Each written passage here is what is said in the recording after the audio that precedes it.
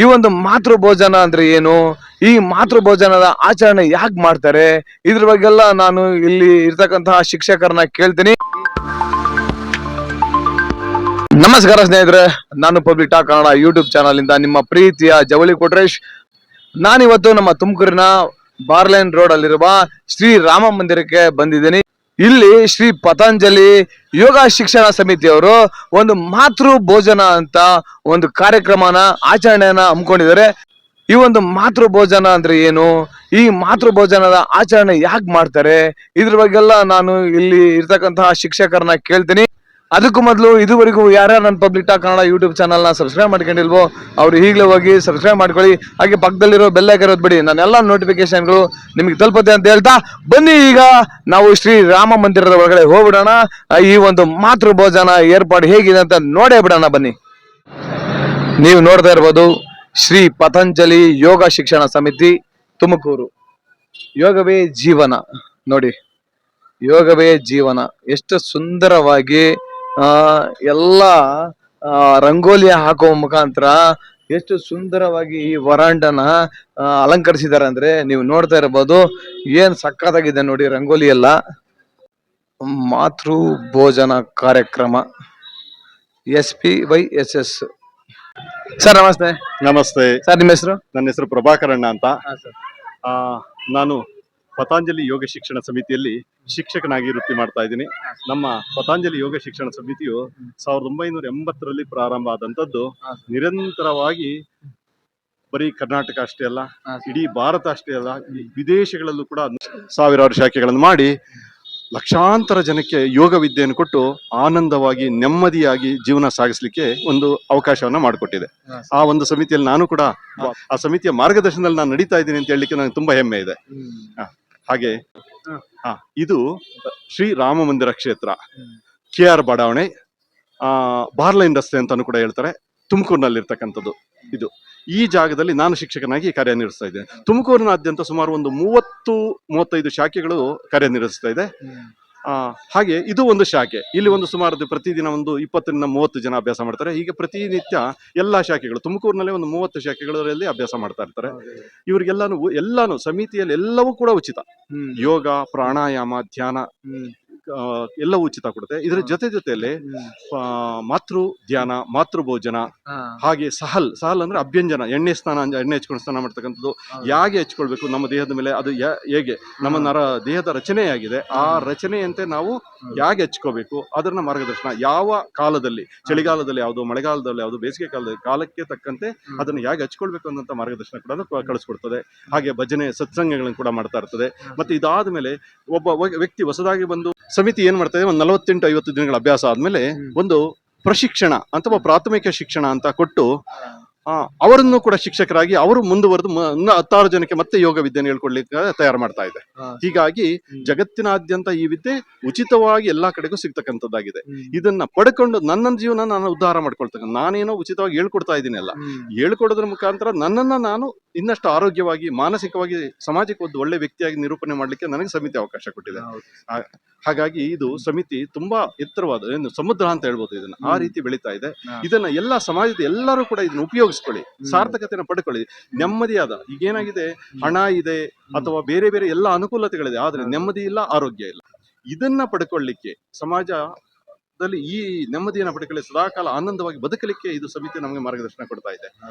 ಅದರಂತೆ ಇದನ್ನ ಏನು ಬರೀ ಯೋಗ ಅಂದ್ರೆ ಬರೀ ದೈಹಿಕ ಅಭ್ಯಾಸ ಅಲ್ಲ, ಇದನ್ನ 8 ಮೆಟ್ಟಿಲು ಅಷ್ಟಾಂಗ ಯೋಗ ಅಂತ ಹೇಳ್ತಾರೆ. ಇದನ್ನ ಏನು ಯಮ, ನಿಯಮ, ಆಸನ, ಪ್ರಾಣಾಯಾಮ, ಪ್ರತ್ಯಾಹಾರ, ಧಾರಣ, ಧ್ಯಾನ, ಸಮಾಧಿ ಅಂತ 8 ಅಂಗಗಳಾಗಿ ಇದನ್ನ ಹೇಳಿದ್ದಾರೆ. ಅಂದ್ರೆ ನಾನು ಸಮಾಜದಲ್ಲಿ ಹೇಗಿರಬೇಕು, ಸಮಾಜದ ಮಧ್ಯೆ, ಮತ್ತೆ ವೈಯಕ್ತಿಕವಾಗಿ ನಾನು ಹೇಗಿರಬೇಕು, ಇದು ನಾವು ಅಭ್ಯಾಸ ಮಾಡ್ತಾ ದೇಹನ ಹೇಗೆ ಗಟ್ಟಿಯಾಗಿ ಇಟ್ಕೊಳ್ಬೇಕು, ತದನಂತರ ಏನು ನನ್ನ ಮನಸ್ಸಿನ ಸ್ಥಿತಿಯನ್ನು ಹೇಗೆ ಹದವಾಗಿಟ್ಕೋಬೇಕು, ಸಮಾಜದ ಮಧ್ಯೆ ನಾನು ಯಾಕೆ ಹುಟ್ಟಿದ್ದೀನಿ, ನನ್ನ ಜೀವನದ ಸಾರ್ಥಕತೆ ಏನು, ಈ ಗುರಿ ಮುಟ್ಟೋದು ಹೇಗೆ, ಇನ್ನಂತ ದಾರಿಯಲ್ಲಿ ನಾವು ನಡಿಲಿಕ್ಕೆ ಸಮಿತಿ ನನಗೆ ಮಾರ್ಗದರ್ಶನ ಕೊಡ್ತಾ ಇದೆ.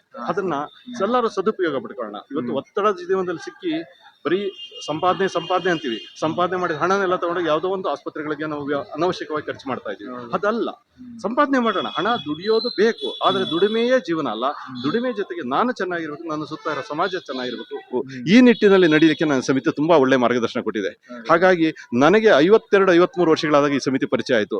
ಈಗ ಅನಿಸ್ತಾ ಐತೆ ನಾನು ಎಂತ ಇದು ನಾನೇನು 18-20 ವರ್ಷದಲ್ಲಿ ಈ ಸಮಿತಿ ಪರಿಚಯ ಆಗಿದ್ರೆ ನಾನು ಇನ್ನೂ ಎಷ್ಟು ಚೆನ್ನಾಗಿರ್ಬೋದಾಗಿತ್ತು ಅಂತಕ್ಕಂಥದ್ದು. ಆಕ್ಚುಲಿ ನಾನು 52ನೇ ವರ್ಷದಲ್ಲಿ ನನಗೆ ಬಂದಾಗ ನನ್ನ ಮಂಡಿ ನೋವುಗಳ ಸಮಸ್ಯೆ, ನಾನು ಮೊದಲು ರೆಗ್ಯುಲರ್ ವಾಕ್ ಮಾಡ್ತಾ ಇದ್ದೆ. ಅವಾಗ ಏನಾಗ್ತಾ ಇತ್ತು, ಏನೋ ಒಂದು 25% ಅನುಕೂಲತೆ, ಅವಾಗ ನನಗೆ ಅದೇ ಒಳ್ಳೇದು ಅಂತ ನನ್ನ ಭಾವನೆಯಲ್ಲಿತ್ತು. ಆದರೆ ನಿಜವಾಗೂ ಇದರ ಆಳ ಅಗಲ ಗೊತ್ತಾದಾಗ ನನಗೆ ಅನಿಸ್ತಾ ಇದೆ, ನನಗೆ ಮೊದಲೇ ಸಿಕ್ಕಿದ್ರೆ ನಾನು ಇನ್ನಷ್ಟು ಚೆನ್ನಾಗಿರ್ಬೋದಾಗಿತ್ತು. ಸದಾಕಾಲ ಹೇಗೆ ಆನಂದವಾಗಿರೋದು ಅನ್ನೋದನ್ನ ನಾನು ಕಲಿಸ್ಕೊಡ್ತಾ ಇದೆ. ಹಾಗೆ ಇಲ್ಲಿ ಅದ್ಭುತವಾದ ಮಾತೃಭೋಜನ ಕಾರ್ಯಕ್ರಮ ಆಗ್ತಾ ಇದೆ. ಇದನ್ನು ಕೂಡ ನಮ್ಮ ಸ್ನೇಹಿತರು ಅದನ್ನ ಗಮನಿಸ್ಲಿಕ್ಕೆ ಅವಕಾಶ ಮಾಡಿಕೊಡ್ತಾರೆ. ಅದನ್ನೆಲ್ಲ ಗಮನಿಸ್ಕೊಳ್ಳೋಣ.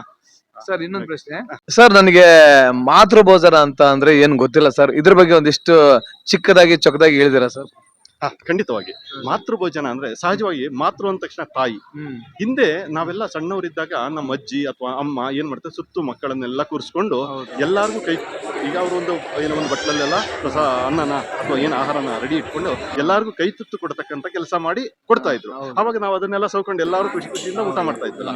ಆದರೆ ಇಲ್ಲಿ ಏನಾಗಿದೆ, ಮಾತೃಭೋಜನ ಅನ್ನೋಂಥ ಕಾರ್ಯಕ್ರಮದ ಹೆಸರಲ್ಲಿ ತಂದೆ ತಾಯಿಗಳ ಮಹತ್ವ, ತಂದೆ ತಾಯಿಗಳ ಮಕ್ಕಳಿಗೆ ಏನೆಲ್ಲ ಕೊಡ್ತಾ ಇದ್ದಾರೆ, ಅವರ ಜೀವನದ ತ್ಯಾಗ ಏನು, ಇದರ ಅವರ ಏನು ಧ್ಯೇಯೋದ್ದೇಶಗಳೇನು, ಮಕ್ಕಳನ್ನು ಹೇಗೆ ಬೆಳೆಸ್ತಾ ಇದ್ದಾರೆ, ಎಷ್ಟೆಲ್ಲ ತಾಯಿ ಗರ್ಭದಿಂದ ಹಿಡಿದು ಅಲ್ಲಿಂದ ಪ್ರಾರಂಭ ಆದಂತ ಶ್ರಮ ನಮ್ಮನ್ನ ಈ ಹಂತದವರೆಗೂ ಬೆಳಿಬೇಕಾದ್ರೆ ಏನೆಲ್ಲ ಅವರು ಶ್ರಮ ಹಾಕಿದ್ದಾರೆ, ಈ ಎಲ್ಲದರ ಜ್ಞಾನನ ಎಲ್ಲ ಸಮಾಜಕ್ಕೆ ಹಂಚಂತ ಕೆಲಸ ತಿಳಿದಂತವ್ರು ಮಾಡ್ತಾ ಇರ್ತಾರೆ. ಅದನ್ನ ಪಡ್ಕೊಳ್ಳೋದ್ರ ಜೊತೆಗೆ ನಾವು ಏನು ಆಹಾರ ತಿನ್ಬೇಕು. ಈಗ ನಾವೇನ್ ಮಾಡ್ತಾ ಇದೀವಿ, ಅಲ್ಲಿ ಇಲ್ಲಿ ನಿಂತ್ಕೊಂಡು ತಿಂತೀವಲ್ಲ ಬಫೆಗಳು ಅಂತ, ಅಲ್ಲೆಲ್ಲ ನಿಂತ್ಕೊಂಡು ತಿಂತೀವಿ. ಆಹಾರನಾಗಲ್ಲ. ನನ್ನ ದೇಹ ಬಸವಣ್ಣವ್ರ ಒಂದು ಮಾತು, ಕಾಲೇ ಕಂಬ ದೇಹವೇ ದೇಗುಲ ಶಿರವೇ ವನ್ನ ಕಳಶವಯ ಅಂತ ಹೇಳ್ತಾರೆ. ಹಾಗೆ ಏನಾಗ್ತಾರೆ, ನನ್ನ ಈ ದೇಹ ದೇವಾಲಯ ಇದ್ದಾಗ, ಹಾಗಾಗಿ ಈ ದೇವಾಲಯಕ್ಕೆ ನಾನು ಏನು ಕೊಡಬೇಕು, ಹೇಗೆ ಕೊಡಬೇಕು, ಪ್ರತಿದಿನ ಯಾವ ತರದ ಆಹಾರ, ಅದನ್ನು ಹೇಗೆ ನಾನು ಸೇವಿಸಬೇಕು, ಅದರಲ್ಲಿ ಎಷ್ಟು ರಸಗಳು, ರಸಗಳು ಅಂತ ಹೇಳ್ತಾರೆ, ಆ ಎಲ್ಲಾ ರಸಗಳುಕ್ತವಾಗಿ ನಾವು ಹೇಗೆ ಸೇವಿಸಬೇಕು, ಚೆನ್ನಾಗಿ ಅಗದು ಜಗಿದು ಹೇಗೆ ಸೇವಿಸಬೇಕು, ಪ್ರತಿಯೊಂದು ಮಹತ್ವವನ್ನು ತಿಳಿಸ್ಕೊಡ್ತಾರೆ. ಮತ್ತೆ ಅದೇ ರೀತಿ ಇಲ್ಲಿ ಏನಾಗುತ್ತೆ ಅಂದ್ರೆ, ಯಾರು ಇಲ್ಲಿ ಬಂದಂತ ಮಾತೆಯರು ಎಲ್ಲಾರು ನಾವು ಒಟ್ಟಿಗೆ ಕೂತ್ಕೊಳ್ತೀವಿ, ನಮ್ಗೆಲ್ಲ ಕೈ ತುತ್ತನ್ನು ಕೊಡ್ತಾ ಇರ್ತಾರೆ. ನೋಡಿ, ಈ ಕೈ ತುತ್ತಿನ ಅನುಭವ ಅಂತ ಹೇಳಿದ್ನಲ್ಲ, ಎಲ್ಲಾರು ಒಟ್ಟಿಗೆ ಒತ್ತಾಕಾರದಲ್ಲಿ ಕೂತ್ಕೊಳ್ತೀವಿ. ಮಾತೆಯರು ಎಲ್ಲಾರ್ಗು ಕೈ ತುತ್ತನ್ನ ಎಲ್ಲ, ಇದು ಏನ್ ಗೊತ್ತಾ, ಪ್ರಸಾದ ಕೂಡ ಎಲ್ಲ ಅಕ್ಕಂದ್ರೆ ಅವ್ರವ್ರ ಮನೆಯಿಂದ ಎಲ್ಲಾ ತರದ್ದು. ಈಗ ಉದಾಹರಣೆಗೆ ನಮ್ಮಲ್ಲಿ ಏನ ಮಾಡಿದೆ, ಮೊದಲನೇದಾಗಿ ಬಾಳೆಹಣ್ಣು ತಂದಿದ್ದಾರೆ, ಕಲ್ಲಂಗಡಿ ಹಣ್ಣು ತಂದಿದ್ದಾರೆ, ಆಮೇಲೆ ಹಸಿ ತರಕಾರಿಗಳನ್ನೆಲ್ಲ ತಂದಿದ್ದಾರೆ. ಅದ್ರ ಜೊತೆಗೆ ಪುಳಿಯೋಗರೆ, ಚಿತ್ರಾನ್ನ, ಉಪ್ಪಿಟ್ಟು ತಂದಿದ್ದಾರೆ, ಹೆಸರುಬೇಳೆ, ಕೋಸಂಬರಿ ತಂದಿದ್ದಾರೆ, ಇನ್ನು ಹಲವಾರು ಪದಾರ್ಥಗಳು ಅವ್ರವ್ರಿಗೆ ಏನೇನ್ ಸಂತೋಷ ಆಗುತ್ತೆ ತಂದಿದ್ದಾರೆ. ಎಲ್ಲಾರು ಕೂಡ ಕೈ ತುತ್ತನ್ನ ಕೊಡ್ತಾ ಇರ್ತಾರೆ. ಅದನ್ನ ನಾವು ಕೈಯಲ್ಲಿ ಇಸ್ಕೊಳ್ತೀವಿ. ಅದನ್ನ ಪ್ರಸಾದ ರೀಸಿ ಆ ಸವಿನ ಸವಿದವ್ರಿಗೆ ಆನಂದ ಸಿಗುತ್ತೆ. ಅಂತ ಅದ್ಭುತವಾದಂತ ಅನುಭವ. ದಯಮಾಡಿ ಇದನ್ನ ಅನುಭವಿಸಿ ನೀವು ಕೂಡ. ಯಾಕೆಂದ್ರೆ ಸುಖಾನ ಎಲ್ಲಾರ ಜೊತೆ ಹಂಚ್ಕೋಬೇಕು ಅಂತ ಹೇಳ್ತಾರೆ. ಅಂತ ಭಾಗ್ಯ ನನಗೆ ಸಿಕ್ಕಿದೆ, ಅದನ್ನ ನಾನು ನಿಮ್ ಜೊತೆ ಹಂಚ್ಕೊಂತ ಇದೀನಿ. ಸರ್, ಈ ಮಾತೃ ಧ್ಯಾನ ಅಂತ ಹೇಳ್ತಾರಲ್ಲ ಸರ್, ಹಾಗಂದ್ರೆ ಏನ್ ಸರ್? ನೋಡಿ, ತುಂಬಾ ಅದ್ಭುತವಾದ ಪ್ರಶ್ನೆ ಕೇಳಿದ್ರ. ಮಾತೃ ಧ್ಯಾನ ಅಂದ್ರೆ ನಿಜವಾಗಿ ಹೇಳ್ಬೇಕು ಅಂದ್ರೆ, ನೋಡಿ, ಸಾಮಾನ್ಯವಾಗಿ ಇಲ್ಲಿ ನೋಡ್ತಾ ಇದ್ದೀರಾ ನೀವು, ಇಷ್ಟೆಲ್ಲ ಬೆಳಕಿದೆಯಲ್ಲ, ಇದನ್ನು ಪೂರ್ಣವಾಗಿ ಬೆಳಕನ್ನು ಆಫ್ ಮಾಡ್ತಾರೆ. ಬರೀ ಮಂದ ದೀಪದ ಬೆಳಕಿನಲ್ಲಿ ಎಲ್ಲರನ್ನು ಕಣ್ಣು ಮುಚ್ಚಿ ನಮ್ಮ ತಂದೆ ತಾಯಿಗಳ, ನನ್ನ ತಾಯಿಯ ಅವಳ ಹುಟ್ಟು, ಅವಳು ಬೆಳೆದದ್ದು, ಅವಳ ಗರ್ಭದಲ್ಲಿ ನಾನು ಬೆಳೆದಿದ್ದು, ನನ್ನನ್ನು ಹೇಗೆಲ್ಲ ಬೆಳೆಸಿದ್ರು, ಇದನ್ನ ನಿಜವಾಗ್ಲೂ ಹೇಳ್ಬೇಕಾದ್ರೆ ನಾನು ಮತ್ತೆ ಪುನರ್ಜನ್ಮವಾಗಿ ನನ್ನ ಬಾಲ್ಯದ ಪೂರ್ಣ ನೆನಪುಗಳ ಮೇಲೆ ಕಳಿಸ್ತಕ್ಕಂಥದ್ದಾಗುತ್ತೆ. ಅವಾಗ ನಿಜವಾಗ್ಲೂ ಹೇಳ್ತದೆ, ನನ್ನ ಕಣ್ಣಲ್ಲಿ ನಾನು 5 ವರ್ಷಗಳಾಯ್ತು ನನ್ನ ತಂದೆ ತಾಯಿಗಳು ಇಬ್ಬರನ್ನು ಕಳ್ಕೊಂಡೆ. 5 ವರ್ಷದಿಂದ ಅಮ್ಮನ ಕಳ್ಕೊಂಡೆ, 5 ವರ್ಷದಿಂದ ಅಪ್ಪನ ಕಳ್ಕೊಂಡೆ. ನಿಜವಾಗ್ಲೂ ಹೇಳ್ಬೇಕು ಅಂದ್ರೆ ಅವರನ್ನೆಲ್ಲ ನಾನು ನೆನಪು ಮಾಡ್ಕೊಂಡು ನಾನು ಸಣ್ಣ ಬಾಲ್ಯ ಎಲ್ಲ ನೆನಪರಂತ ಒಂದು ಅದ್ಭುತವಾದಂತ ಕಾರ್ಯಕ್ರಮ. ಇದನ್ನ ಅಂತ ಅದ್ಭುತವಾದಂತ ಇದನ್ನ ಇವತ್ತು ಅದನ್ನ ನಡೆಸ್ಕೊಡ್ತಕ್ಕಂಥವ್ರು ಡಾಕ್ಟರ್ ಮಾಣಿಕ್ಯ ಅಂತ ಅವ್ರು ನಡೆಸ್ಕೊಡ್ತಾ ಇದ್ದಾರೆ. ತುಂಬಾ ಅದ್ಭುತವಾದ ಕಾರ್ಯಕ್ರಮ ಮೂಡಿ ಬರ್ತದೆ. ನೀವೆಲ್ಲ ಗಮನಿಸಿ, ತುಂಬಾ ಚೆನ್ನಾಗಿರುತ್ತೆ. ಈ ಒಂದು ಮಾತೃ ಧ್ಯಾನದ ಬಗ್ಗೆ, ಮಾತೃ ಭೋಜನದ ಬಗ್ಗೆ ತುಂಬಾ ಚೆನ್ನಾಗಿ ಹೇಳಿದಿರ. ಯಾಕಂದ್ರೆ ಈ ಮಾತೃ ಭೋಜನ ಅನ್ನೋದು ಕೇವಲ ಒಂದು ಆಚರಣೆ ಅಲ್ಲ, ಇದು ಪ್ರೀತಿ, ಗೌರವ ಹಾಗೆ ಕೃತಜ್ಞತೆಯ ಸಂಕೇತ ಅಂತ ಹೇಳ್ತಾರೆ. ಇದ್ರ ಬಗ್ಗೆ ಏನ್ ಹೇಳ್ತೀರಾ ಸರ್? ಖಂಡಿತವಾಗಿ ನೀವು ಹೇಳಿದ್ ತುಂಬಾ ಸತ್ಯ. ನೋಡಿ, ನಮ್ಮಲ್ಲಿ ಡಾಕ್ಟರ್ಸ್ ಇದ್ದಾರೆ, ಇಂಜಿನಿಯರ್ಸ್ ಇದ್ದಾರೆ, ಕಂಪನಿ ಸಿಇಒಗಳಿದ್ದಾರೆ, ರಿಟೈರ್ಡ್ ಪ್ರಿನ್ಸಿಪಾಲ್ ಇದ್ದಾರೆ, ಸಾಕಷ್ಟು ಅಂದ್ರೆ ಅತ್ಯುತ್ತಮವಾದ ಹಾಗೆ ಸಣ್ಣ ಕೆಲಸ, ಕೂಲಿ ಕೆಲಸ ಮಾಡೋರು ಕೂಡ ನಮ್ಮಲ್ಲಿದ್ದಾರೆ. ನಾವೆಲ್ಲಾನು ನೀವು ಗಮನಿಸಬಹುದು. ಹಾಗೆ ಇಲ್ಲಿ ನೋಡಿ, ಎಲ್ಲ ಚಪ್ಪಲಿಗಳನ್ನ ಸಾಲಾಗ್ಬಿಟ್ಟಿದ್ವಿ. ನಾವು ಒಂದು ಮಾತನ್ನು ಹೇಳ್ತಾರೆ ಇಲ್ಲಿ, ನಮ್ಮ ಚಪ್ಪಲಿಗಳು ನಿಮ್ಗೆ ಕಾಣ್ತಾ ಇರ್ಬೋದೇನೋ, ಇಲ್ಲಿ ಸಾಲಾಗ್ಬಿಟ್ಟಿದೆ. ಅದ್ರ ಅರ್ಥ ನಾನು ಆ ಜಾತಿಯವನು, ಈ ಜಾತಿಯವನು, ನನ್ನ ವೃತ್ತಿ ಅದು, ನಾನು ಇಷ್ಟು ವಿದ್ಯಾವಂತ, ನಾನು ಬಡವ, ಶ್ರೀಮಂತ, ಪ್ರತಿಯೊಂದು ಆ ಚಪ್ಪಲಿ ಜೊತೆ ಅಲ್ಲೇ ಬಿಟ್ಟಿರ್ತೀವಿ. ಅಲ್ಲಿಂದ ನಾವು ಒಳಗಡೆ ಹೋದ್ಮೇಲೆ ನಾವೆಲ್ಲರೂ ಒಂದೇ ಕುಟುಂಬದವರು. ಎಲ್ಲಾರು ಅಣ್ಣ ಅಕ್ಕ ಇದೇ ಭಾವನೆಯಿಂದ ನಾವು ಮಾತನಾಡಿಸ್ತಾ ಇರ್ತೀವಿ. ಹಾಗಾಗಿ ಇಲ್ಲಿಂದ ಪ್ರಾರಂಭ ಆದಂತದ್ದು ಸದಾಕಾಲ ಆನಂದ. ಇದನ್ನ ಎಲ್ಲಾರ ಮನೆಯದು ಪ್ರಸಾದನ ಹಂಚಿ ತಿನ್ನೋದ್ರಲ್ಲಿ ಅದೆಷ್ಟು ಆನಂದ ಅಂದ್ರೆ ಅನುಭವಿಸಿದಾಗ ಮಾತ್ರ ಗೊತ್ತಾಗುತ್ತೆ. ಬರೀ ಮಾತುಗಳಿಂದ ಹೇಳ್ದಾಗಲ್ಲ, ನಿಜವಾಗ್ಲೂ ಅನುಭವಕ್ಕೆ ಬಂದಾಗ ಗೊತ್ತಾಗುತ್ತೆ ಆ ಆನಂದನ ಸವಿಯೋಣ. ನಿಜ ಸರ್, ನಿಜವಾಗ್ಲೂ ತುಂಬಾ ಚೆನ್ನಾಗಿ ಹೇಳಿದ್ರಿ. ನಾನು ಕೂಡ ಈ ಒಂದು ಮಾತೃ ಭೋಜನದಲ್ಲಿ ಭಾಗಿಯಾಗ್ತೀನಿ. ಈ ಒಂದು ಕೈ ತುತ್ತು ತಿಂದೆ ನಾನು ಹೋಗೋದು ಸರ್. ಖಂಡಿತ ಇದು ನಿಮ್ಮ ಅದೃಷ್ಟ ಅಂತ ಅನ್ಕೋಬಹುದು. ಇವತ್ತು ನಿಮ್ಗೆ ಗೊತ್ತಾದಾಗ ಅನ್ಸುತ್ತೆ, ಓ ಇದನ್ನ ನಾನು ಜೀವನದಲ್ಲಿ ಇಷ್ಟೊತ್ತು ಕಳ್ಕೊಂಡಿದ್ದು, ಇನ್ನು ಮುಂದಾದ್ರೂ ನಾನು ಇದನ್ನ ಪಡ್ಕೊಳ್ಳೋಣ ಅಂತದ.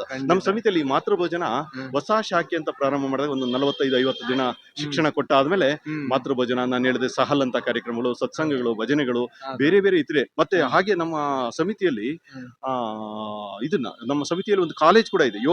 ಯೋಗ ವಿದ್ಯೆನ ಉಚಿತವಾಗಿ ಕೊಡ್ತಕ್ಕಂಥದ್ದು, ಯೋಗ ಅಧ್ಯಯನ ಕೇಂದ್ರ ಅಂತ. ಇದು ನಮ್ಮ ಕರ್ನಾಟಕ ಸಂಸ್ಕೃತ ಇಲಾಖೆಯಿಂದ ಮಾನ್ಯತೆ ಪಡೆದಂತ ಕಾಲೇಜು ಕೂಡ ಆಗಿದೆ.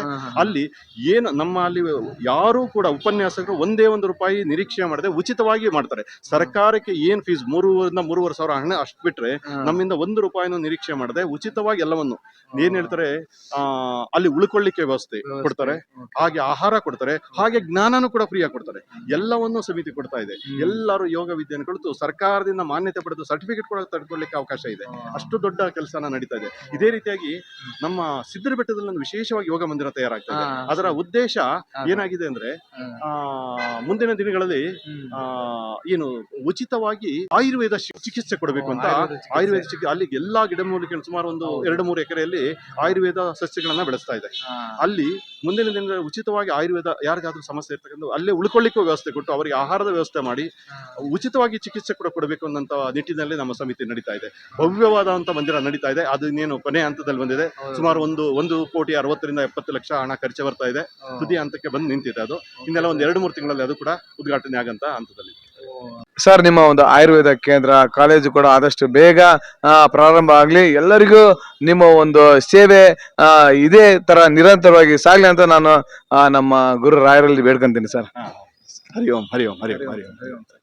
Thank you sir, thank you so much.